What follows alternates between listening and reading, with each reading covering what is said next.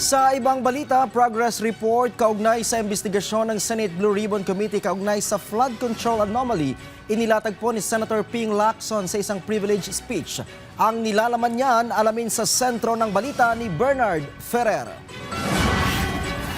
Inilatag ni Senate President Pro Tempore at Blue Ribbon Committee Chairman Panfilo Ping Lacson ang mahalagang ebidensya at rekomendasyon matapos ang hindi bababa sa 7 pagdinig ng komite. Ayon kay Lacson, hindi layunin ng ulat na agad magsampa ng kaso o maglabas ng pinal na hatol, kundi magtakda ng pamantayan na gagabay sa mga otoridad sa pagsusuri ng ebidensya patungkol ng probable cause at pagsasagawa ng kaukulang legal na aksyon. Mr. President, this report is a referral and reform package. Simple lang, imbestigahan ng legal, alamin kung ano nangyari, bawiin ang kaya pang bawiin at ayusin ang batas para hindi doble bayad ang Pilipino sa buwis at sa dilubyo ng baha. Kung mali ang aligasyon, the process clears them. Kung totoo, the process convicts. With due process and accountability, makukulong ang dapat makulong. Sa kanyang Chairman's Progress Report, kabilang sa mga natuklasan ng Senate Blue Ribbon Committee, ang skandalo sa flood control ay hindi dulot ng kakulangan sa pondo, kundi ng malaking alokasyon na sinabayan ng may hinang internal controls at pakipagsabuatan sa oversight.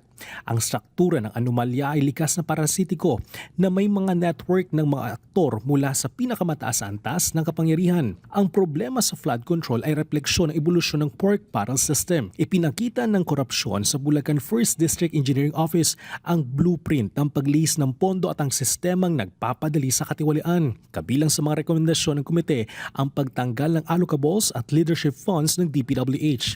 This is a pork barrel incarnate and it clouds our fiscal transparency. We also suggest itemizing unprogrammed appropriations, strict compliance with the release of unprogrammed funds, and public disclosure of excess revenue certifications for the use and release of unprogrammed appropriations. We are also calling for the vertical and horizontal convergence of infrastructure planning across government agencies. Gayon din ang pagpapalakas ng accountability at anti-corruption measures.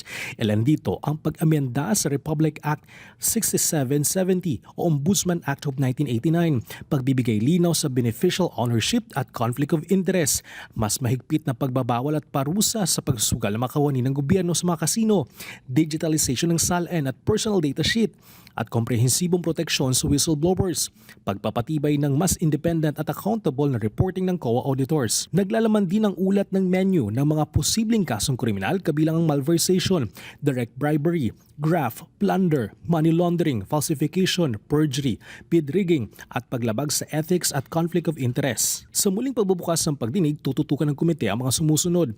Mas malalim na investigasyon sa allocables at leadership funds, pag-anyaya kay dating Speaker Martin Romualdez upang magpaliwanag, pagpapaharap kay dating Representative Elizalde Saldico at iba pang kaugnay na personalidad. Kabilang sa 7 senador na lumagda sa partial report, sina Senators Lacson, Risa Ontiveros, Pamakino, Francis Kiko Pangilinan, Erwin Tulfo, Rafi Tulfo at Senate President Vicente Tito Soto III. Samantala, hindi naman nababahala Senator Jingo Estrada sa rekomendasyon ng partial report na imbestigahan siya kaugnay ng kasong plunder at katiwalaan. Not bothered po. Tsaka naglabas na ng statement ang LBRM na wala akong sinasabi ni Bryce Hernandez nung nag-hearing sa House na puro yung nag-insert ng 355 million.